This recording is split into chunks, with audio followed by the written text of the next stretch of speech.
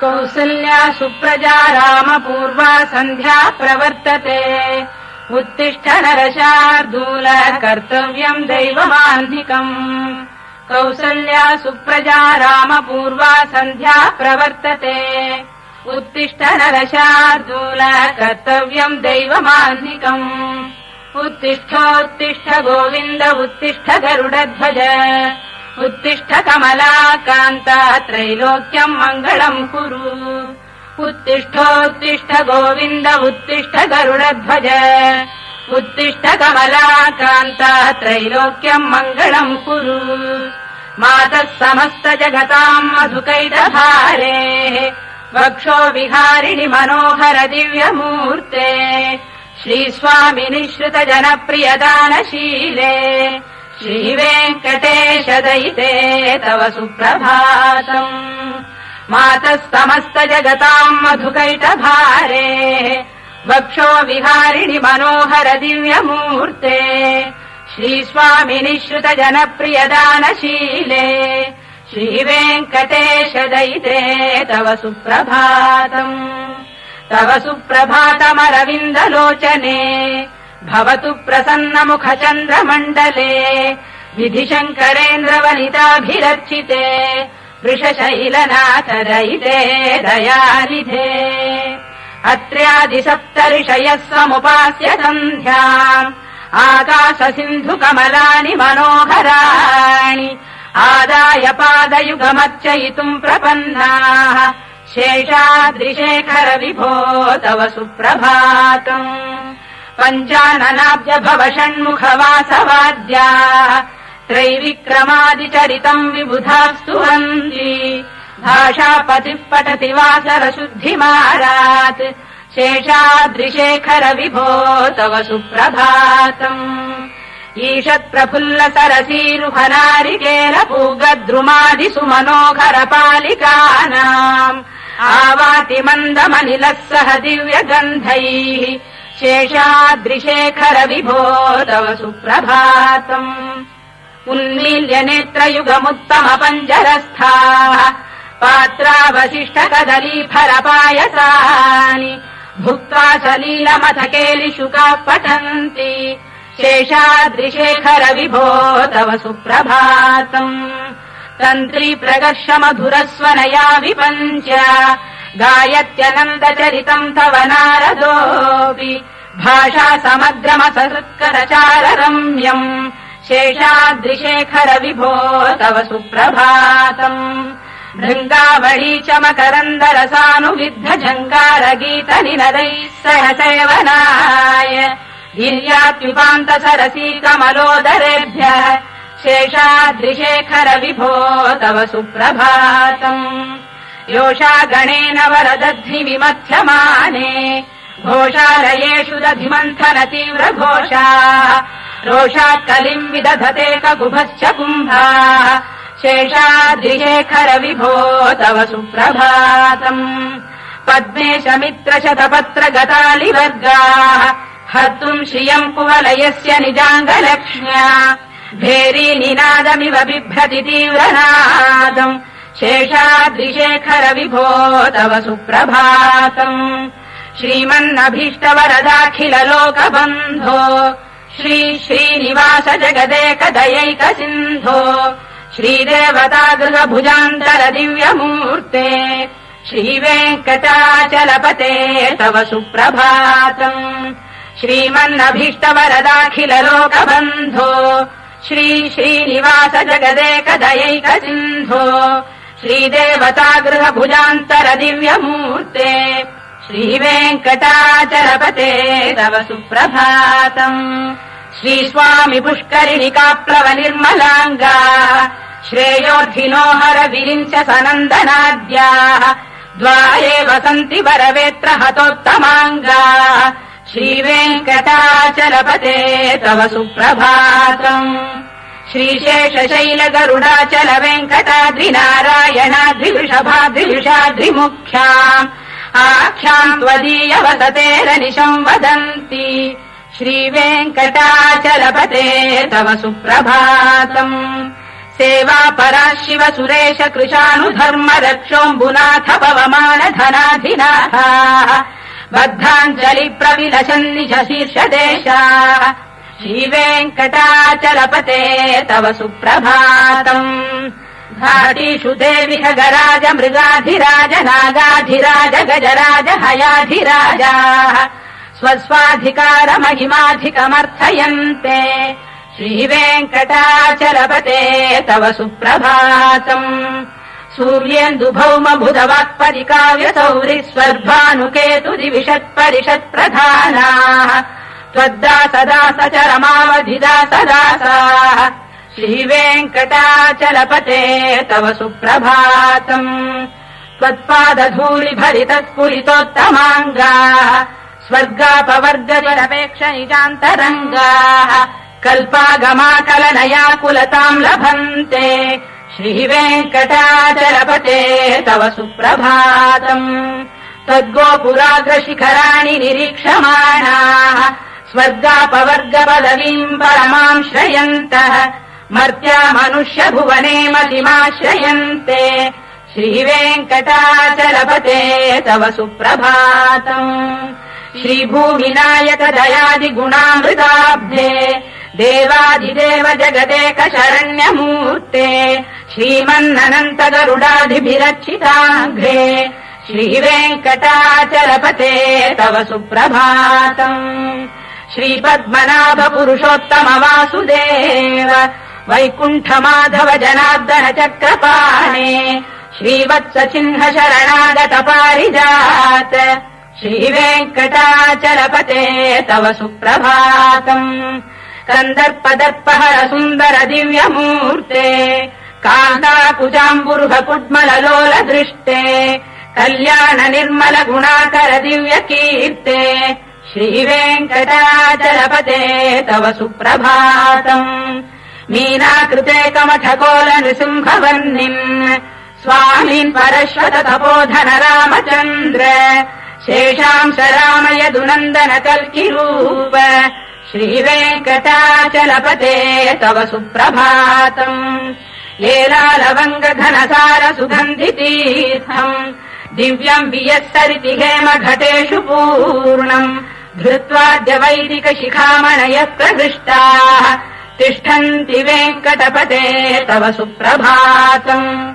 भास्वानुदेति विगचानि सरोरुहाणि सम्पूरयन्ति निनदैकगुभो विगङ्गा श्रीवैष्णवाः सततमर्थितमङ्गलास्ते धामाश्रयन्ति तव वेङ्कट सुप्रभातम् ब्रह्मादयः सुरवराः समहर्षयस्ते सन्तः सनन्दन मुखास्तव योगिवर्याः धामान्तिके तव हि मङ्गलवस्तु हस्ताः श्रीवेङ्कटाचलपते तव सुप्रभातम् लक्ष्मीनिवास निरवद्य गुणैक सिन्धो संसार सागर समुत्तरणैकसेतो वेदान्त वेद्य निज वैभव भक्त भोग्य श्रीवेङ्कटाचलपते तव सुप्रभातम् लक्ष्मीनिवास निरवद्य गुणैक सिन्धो संसार सागर समुत्तरणैकसेतो वेदान्त वेद्य निज वैभव भक्त भोग्य श्रीवेङ्कटाचलपते तव सुप्रभातम् इत्थम् वृषाचलपतेरिह सुप्रभातम् ये मानवाः प्रतिदिनम् पठितुम् प्रवृत्ताः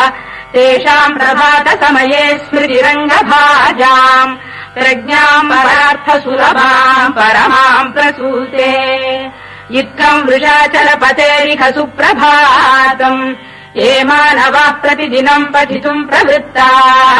तेषाम् प्रभात समये स्मृतिरङ्गभाजाम् प्रज्ञाम् परार्थसुलभाम् परमाम् प्रसूते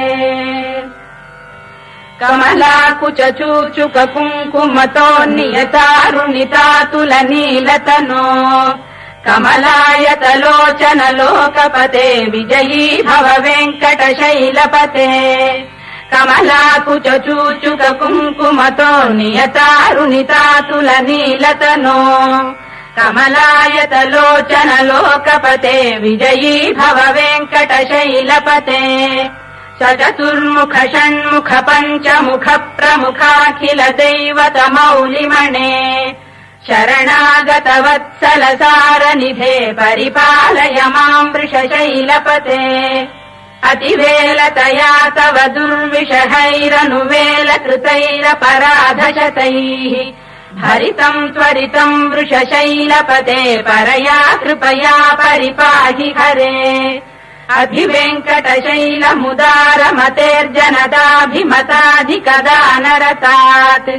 परदेवतया गरितान्निगमै कमलादयितान्न परम् कलये कलवेणुरवावशगोपवधू शरकोटिवृतास्मरकोटिसमात् प्रतिवल्लविकाभिमतात् सुखदात् वसुदेवसुतान्न परम् कलये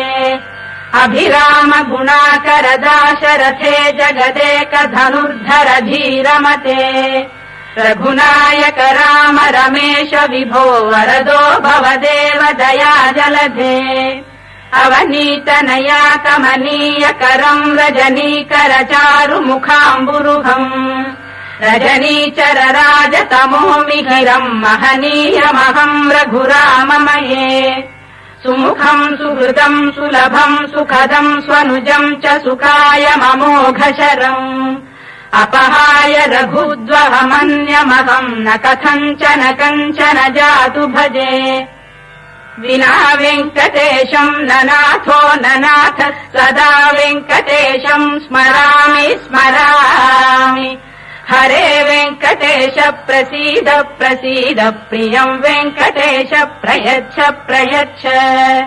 विना वेङ्कटेशम् ननाथो ननाथः सदा वेङ्कटेशम् स्मरामि स्मरामि हरे वेङ्कटेश प्रसीद प्रसीद प्रियम् वेङ्कटेश प्रयच्छ प्रयच्छ अहम् दूरतस्ते पदाम्भोजयुग्म प्रणामेच्छयागत्य सेवाम् करोमि सकृत्सेवया नित्यसेवा फलम् त्वम् प्रयच्छ प्रयच्छ प्रभो वेङ्कटेश अज्ञानिना मया दोषानशेषान् विहितान् हरे क्षमस्वत्वम् क्षमस्वत्वम् शेषशैलशिखामणे अज्ञानिना मया दोषानशेषान् विहितान् हरे क्षमस्वत्वम् क्षमस्वत्वम् शेषशैलशिखामणे ईशानाम् जगतोऽस्य वेङ्कटपतेर्विष्णोः पराम् प्रेयसीम् तद्वक्षस्थल नित्यवासरसिकाम् सत्क्षान्तिसंवर्धिनीम् पद्मालङ्कृतपाणिपल्लवयुगाम् पद्मासनस्थाम् श्रियम् वात्सल्यादिगुणोज्ज्वलाम् भगवतीम् वन्दे जगन्मातरम् ईशानाम् जगतोऽस्य वेङ्कटपतेर्विष्णोः पराम् प्रेयसीम् तद्वक्षस्थल नित्यवासरसिकाम् तत्क्षान्तिसंवर्धिनीम् पद्मालङ्कृतपाणिपल्लवयुगाम् पद्मासनस्थाम् श्रियम् वात्सल्यादिगुणोज्ज्वलाम् भगवतीम् वन्दे जगन्मातरम् श्रीमन्कृपाजलनिधे कृत सर्वलोक सर्वज्ञ शक्तनत वत्सल सर्वशेषिन् स्वामिन् सुशील सुलभाश्रुत पारिजात श्रीवेङ्कटेश चरणौ शरणम् प्रपद्ये श्रीमन्कृपाजलनिधे कृत सर्वलोक सर्वज्ञ शक्तनत वत्सल सर्वशेषिन् स्वामिन् सुशील सुलभाश्रुत पारिजात श्रीवेङ्कटेश चरणौ शरणम् प्रपद्ये आनूपुरार्पित सुजात सुगन्धि पुष्प सौरभ्य सौरभकरौ समसन्निवेशौ सौम्यौ सदानुभवनेऽपि नवानुभाव्यौ श्रीवेङ्कटेश चरणौ शरणम् प्रपद्ये सद्यो विकासि समुदित्वर सान्द्र राग सौरभ्य निर्भर तरोरुपसाम्य वार्ताम् सम्यक्षु साहस पदेषु विलेखयन्तौ श्रीवेङ्कटेश चरणौ शरणम् प्रपद्ये रेखामयध्वज सुधाकलशातपद्रवज्राम्बुशाम्बुरुह कल्पक शङ्ख चक्रैः भव्यैरलङ्कृत तलौ परतत्त्वचिह्नैः श्रीवेङ्कटेश चरणौ शरणम् प्रपद्ये ताम्रोदरद्युतिपराजित पद्मरागौ बाह्यै महोभिरविभूत महेन्द्रनीलौ उद्यन्नकांशुभिरुदत्त शशाङ्कभासौ श्रीवेङ्कटेश चरणौ शरणम् प्रपद्ये सप्रेम भीति कमलाकर पल्लवाभ्याम् संवाहनेऽपि सवधिक्लममादधानौ कान्ताववाङ्मनस गोचरसौ कुमार्यौ श्रीवेङ्कटेश चरणौ शरणम् प्रपद्ये लक्ष्मीमहीतदनुरूप निजानुभाव नीलादि दिव्य महिषीकर पल्लवानाम् आरुण्य संक्रमण तक्किल सान्द्ररागौ श्रीवेङ्कटेश चरणौ शरणम् प्रपद्ये नित्यानमद्भिः शिवादि किरीटकोटि प्रत्युक्त दीप्त नवरत्न महप्ररोहैः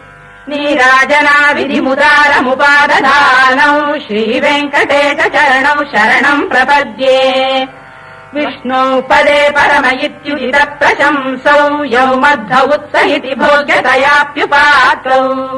भूयस्ततेति तव पाणितल प्रतिष्ठौ श्रीवेङ्कटेश चरणौ शरणम् प्रपद्ये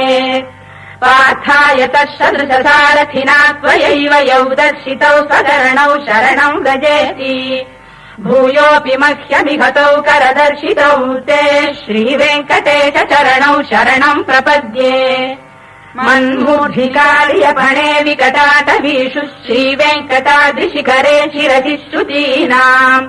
चित्तेऽप्यनन्य मनसाम् सममाहितौ ते श्रीवेङ्कटेश चरणौ शरणम् प्रपद्ये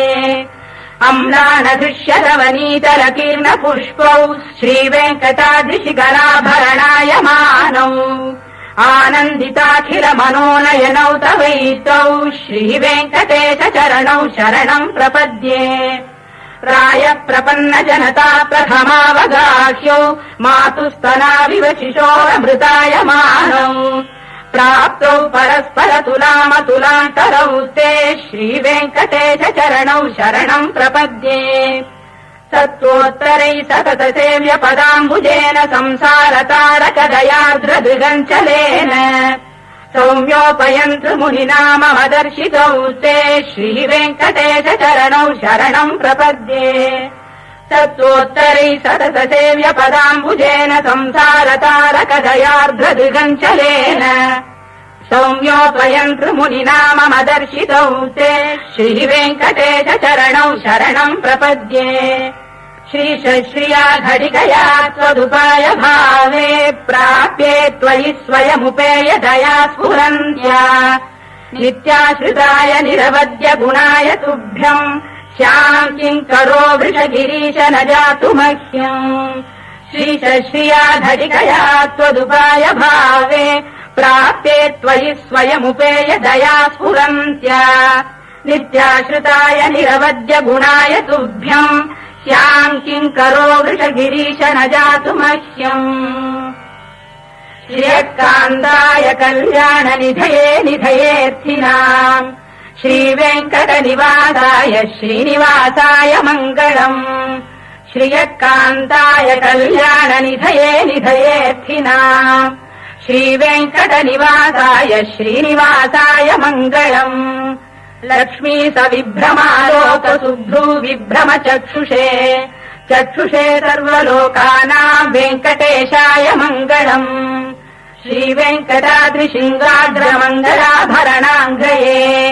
मङ्गलानाम् निवासाय श्रीनिवासाय मङ्गलम् सर्वावयव सौन्दर्य सम्पदा सर्वचेतसाम् सदा सम्मोहनायास्तु वेङ्कटेशाय मङ्गलम् नित्याय निरवध्याय सत्यानन्दचिदात्मने सर्वान्तरात्मने श्रीमद्वेङ्कटेशाय मङ्गलम् स्वदः सर्वविदे सर्वशक्तये सर्वशेषिणे सुलभाय सुशीलाय वेङ्कटेशाय मङ्गलम् परस्मै ब्रह्मणे पूर्णकामाय परमात्मने प्रयुञ्जे परतत्त्वाय वेङ्कटेशाय मङ्गलम्